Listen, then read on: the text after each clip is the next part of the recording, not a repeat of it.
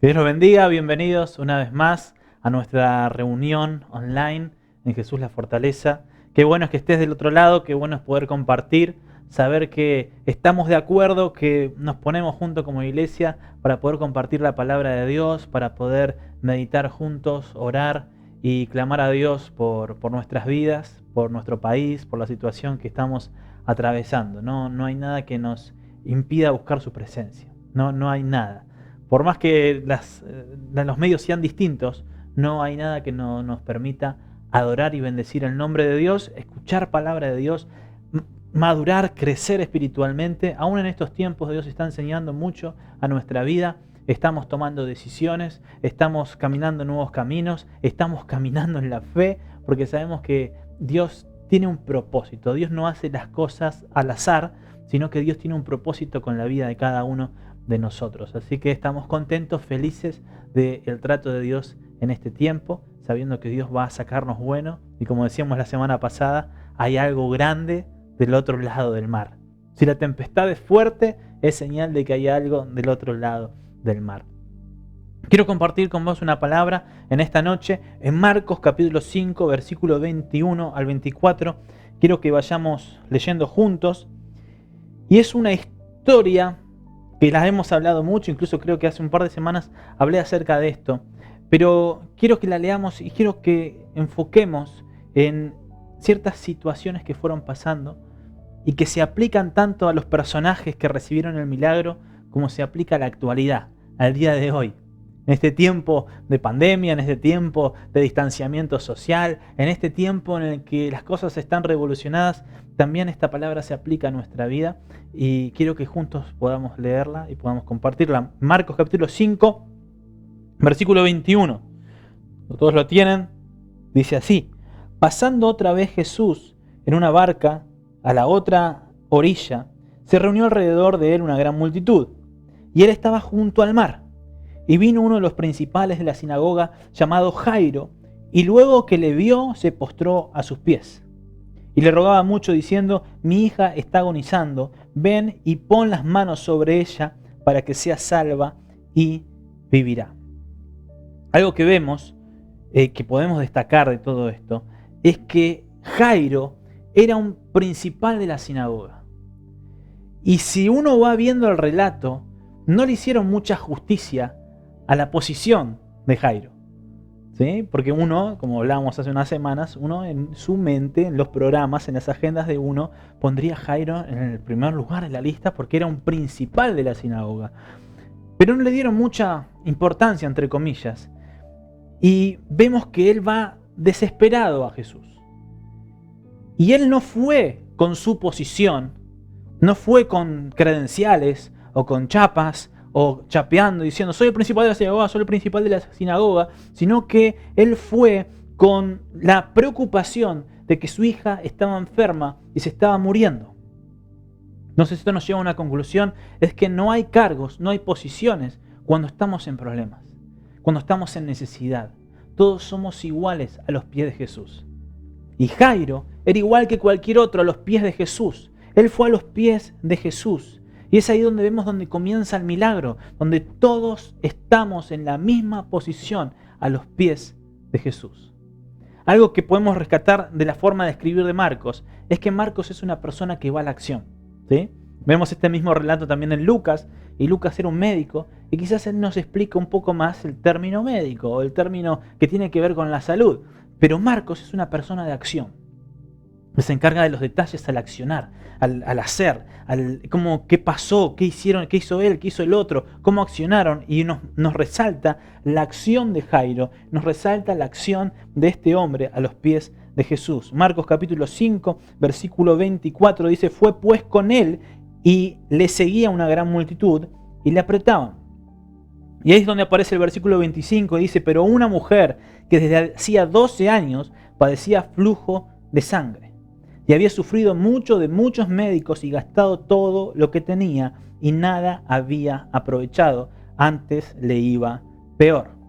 Entonces nos habla de que hay una mujer paralelamente a la historia de Jairo y su hija de 12 años, no hay coincidencias para Dios.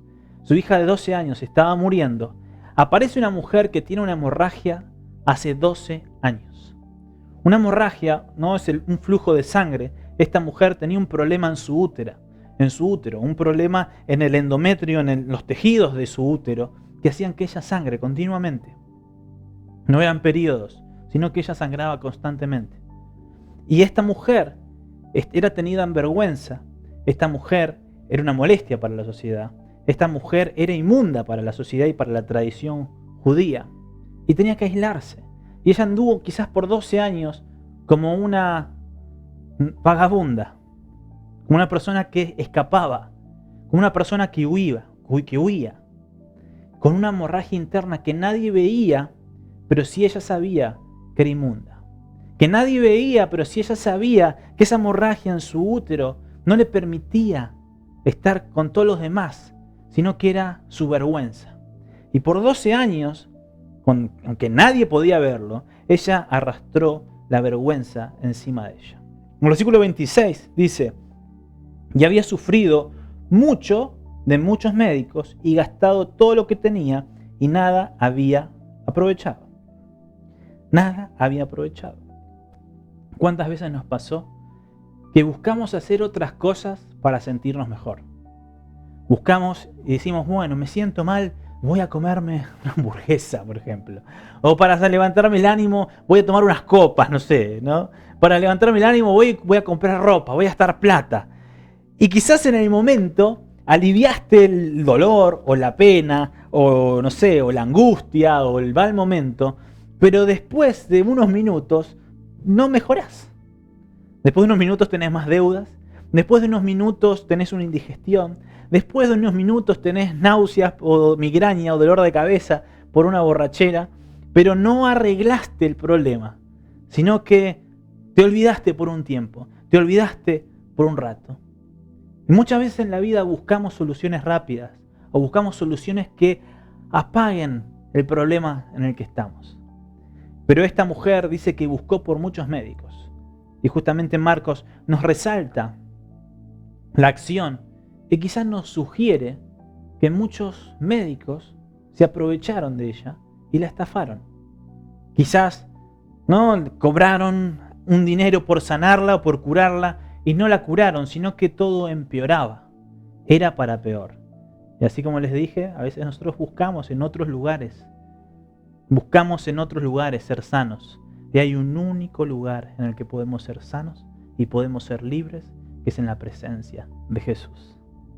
Esta mujer, versículo 26, dice, había sufrido mucho de muchos médicos y gastado todo lo que tenía y nada había aprovechado, sino que antes le iba peor.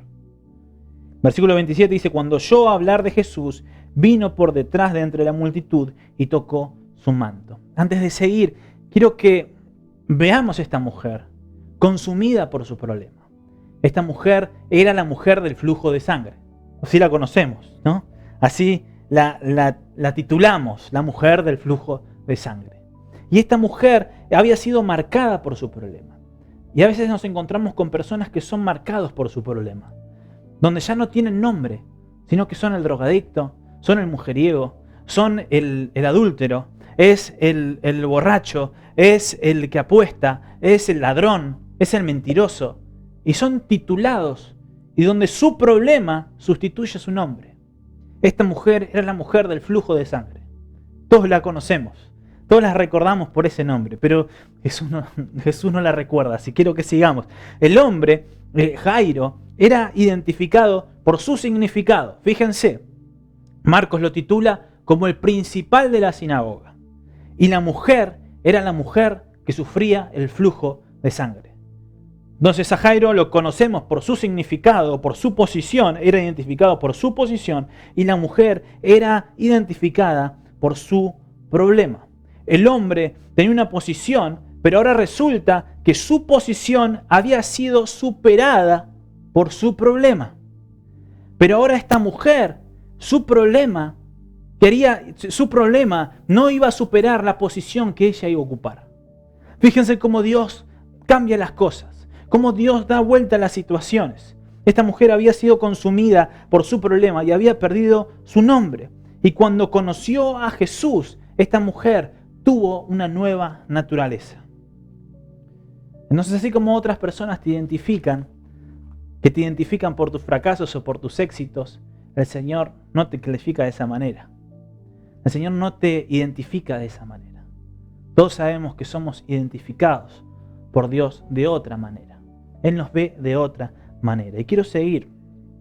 Dice en el versículo 26, en el versículo 27, 26 y 27, dice: y había sufrido mucho de muchos médicos y gastado todo lo que tenía, y nada había aprovechado, antes le iba peor. Y cuando oyó hablar de Jesús, vino por detrás entre la multitud y tocó su manto. Y es lo primero que yo quiero resaltar en este mensaje. Lo primero que quiero resaltar es que ella oyó. Ella oyó hablar de Jesús. Y eso la llevó a ella a autoactivar. Ella se movió en fe. Se movió en fe, activó. Pero no se quedó solamente con el oír. ¿Sí? Con eso decimos, no, bueno, yo tengo fe. Yo creo en el Señor. Yo creo en el Señor Jesús. Yo creo que el Señor puede hacer la obra. Y esta mujer oyó, pero no solamente se quedó con la fe, sino que fue a actuar en fe. No solamente se quedó con fe y creer y decir, bueno, yo oí de Jesús y sé que Él puede hacer el milagro y digo, bueno, algún día me va a tocar. No, ella activó y fue, porque la fe sin obras es muerta. El versículo 27 dice: y cuando oyó hablar de Jesús, vino por detrás de entre la multitud y tocó su manto. Tocó su manto. Entonces no solamente oyó, sino que fue a Jesús y le tocó. Tenemos que decidirnos. Tenemos que decidirnos ir a Jesús. Tenemos que decidirnos no solamente decir, bueno, yo oí de Jesús y creo que Él hace cosas buenas. No, tengo que ir a Jesús. Yo veo la novela de Jesús y sé que eres muy bueno. No, tengo que ir a Jesús. No solamente quedarme con lo que veo o lo que creo de Él, sino que tengo que ir a Jesús. Tengo que buscarle. Esta mujer oyó. Esta mujer fue a Jesús y le tocó. Se decidió, tomó la decisión y fue a buscar a Jesús y lo tocó. Quiero que sigamos, versículo 28. Porque decía, si tocare tan solamente su manto, seré salva. Y enseguida la fuente de su sangre se secó y sintió en el cuerpo que estaba sana de aquel azote. Y uno terminaría la historia acá y diría, qué bueno que es Dios, qué bueno que es Jesús, que hace milagros. Pero la historia continúa. Pero yo quiero que veamos esto. El versículo 28 dice, porque ella se decía, si tocare tan solamente su manto, seré salva. Hay otras versiones que dice, ella pensó. Ella pensó. Y uno se pregunta, ¿y qué detuvo el sangrado? Que ella pensó que si tocaba a Jesús, se iba a sanar. Un pensamiento. El pensamiento de esta mujer de que si ella iba a Jesús y lo tocaba, iba a ser sana, fue la que la llevó a actuar. Entonces no solamente oyó, no solamente fue a Jesús, no solamente le tocó, sino que también pensó que si tocaba a Jesús, se sanaba. Y ese pensamiento, dentro de muchos pensamientos que podría haber tenido en su cabeza, fue el que se vio, fue el que Marcos nos plasma en el Evangelio. Los pensamientos que se ven son los pensamientos que se hacen. Imagínense si vieran todos nuestros pensamientos. Si en una pantalla usted puede ver todo lo que yo pienso, o yo pueda ver lo que usted piensa. Imagínense si todos nuestros pensamientos los hablamos y los decimos. Sería un desastre. No, sería un desastre. Pero nuestros pensamientos son opcionales. Elegimos qué pensamiento tomar para actuar. Elegimos qué pensamiento tomar para hacer. Y quizás en la mente de esta mujer habría muchos pensamientos. De decir, no es mi momento, Jesús no se va a preocupar por mí. Ya he probado muchos médicos y me han estafado, quizás este es uno más. Pero ella tomó un pensamiento. El pensamiento de que si yo toco el borde del manto de Jesús, voy a ser completamente sana. Y la Biblia nos dice que cuando ella tocó el borde del manto de Jesús, el flujo de su sangre cesó, dejó de sangrar. Lo que por 12 años se mantuvo constante, se detuvo. Se detuvo. Entonces, el pensamiento es opcional. Mis pensamientos son opcionales. Yo puedo tener pensamientos, pero mis pensamientos no me pueden tener a mí. Mis pensamientos no me pueden tener, mis pensamientos no me pueden detener. Puedo tenerlos a ellos, pero ellos no me pueden tener a mí. No pueden tenerme un pensamiento de tristeza. No puede tenerme, manejarme un sentimiento de que no soy valorado, de que no sirvo, de que no soy capaz. No puede dominarme ese pensamiento. No puede dominarme la opinión de la gente, lo que piensan, lo que digan de mí. No puede detenerme. Ella pensó y dijo, si yo solamente tocara el borde del manto de Jesús. Y ese pensamiento fue el que Marcos escribió en este evangelio. Dijo, ella pensó, ella se dijo y lo hizo. Ella hizo, pensó y lo hizo, lo sostuvo. Y cuando sostenemos un pensamiento, cuando actuamos en ese pensamiento, va a determinar dónde estamos.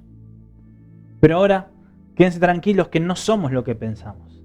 A veces uno piensa que no sirve para nada. Uno piensa que no es capaz. Uno piensa que no sirve. Uno piensa que es un fracaso. O uno piensa muchas cosas de uno, pero no es lo que somos. No es lo que determina lo que somos. Seguimos en el relato. El versículo 29 dice, y enseguida la fuente de su sangre se secó y sintió en el cuerpo que estaba sana de aquel azote. No solamente oyó, no solamente fue, no solamente actuó, no solamente pensó, sino que también sintió. Ella oyó, ella fue, ella pensó, ella tocó, pero también sintió. Los sentimientos acompañan a los pensamientos. Los sentimientos acompañan a los pensamientos. Jesús dijo, yo sentí que alguien me tocó. Y esta mujer dijo, yo también sentí algo. Sentí que el flujo de mi sangre cesó. Versículo 30 dice, luego Jesús, conociendo en sí mismo el poder que había salido de él, volviéndose a la multitud, dijo, ¿quién ha tocado mis vestidos? Entonces, ¿no? Los discípulos como que de alguna manera se molestaron, ¿no? Eso dice el versículo 31. Sus discípulos le dijeron, ¿ves que la multitud te aprieta y dices, ¿quién te ha tocado? Qué manera de hablarle a Jesús, ¿no? Pero los discípulos se molestaron, porque de repente había que hacer un test de quién había tocado a Jesús. De repente había que hacer un hisopado de quién había tocado a Jesús. De repente había que aislar a la gente para ver quién había tocado a Jesús. Y había que activar todo un protocolo del que era una pérdida de tiempo, porque Jesús, tenemos que ir a la casa de Jairo. La hija se está muriendo. Vino a buscarnos primero. Hay mucha gente que te toca, Jesús. ¿Qué estás preguntando? Pero Jesús detiene a toda la multitud, detiene todo lo que está haciendo y pregunta, ¿quién me tocó? Versículo 31, sus discípulos le dijeron, ves que la multitud te aprieta y dices, ¿quién me ha tocado? Versículo 32, pero él miraba alrededor para ver quién había hecho esto. Jesús se detuvo, por más que los discípulos le decían, Señor, hay mucha gente, te tocan todos. Él se detuvo y empezó a buscar entre la multitud. ¿Sí? Alzó su mirada y empezó a buscar en la multitud. A ver quién me tocó. A ver, vos no, vos sí, vos no. Buscaba quién lo había tocado. Versículo 33 dice, entonces la mujer, temiendo y temblando, sabiendo que en ella habían sido hecho lo que en ella había sido hecho, vino y se postró delante de él y le dijo toda la verdad. Versículo 33 nos habla de que esta mujer se acercó temblando. Tenía miedo. Estaba acostumbrada a ser una molestia. Estaba acostumbrada a que la gente la rechace. Estaba acostumbrada a ser la mujer del flujo de sangre. Estaba acostumbrada a ser la mujer que tenía que estar aislada. La mujer inmunda, la que nadie quería, la que nadie consideraba. Estaba acostumbrada a eso. Y de repente Jesús dice, alguien me tocó. Y miraba y buscaba, esperando que el que lo tocó y tocó el borde de sus mantos salga y dé la cara. Y esta mujer fue a Jesús temblando. Quizás pensó, estoy en problemas. No, ¿y ahora qué hago? Me van a quitar el milagro.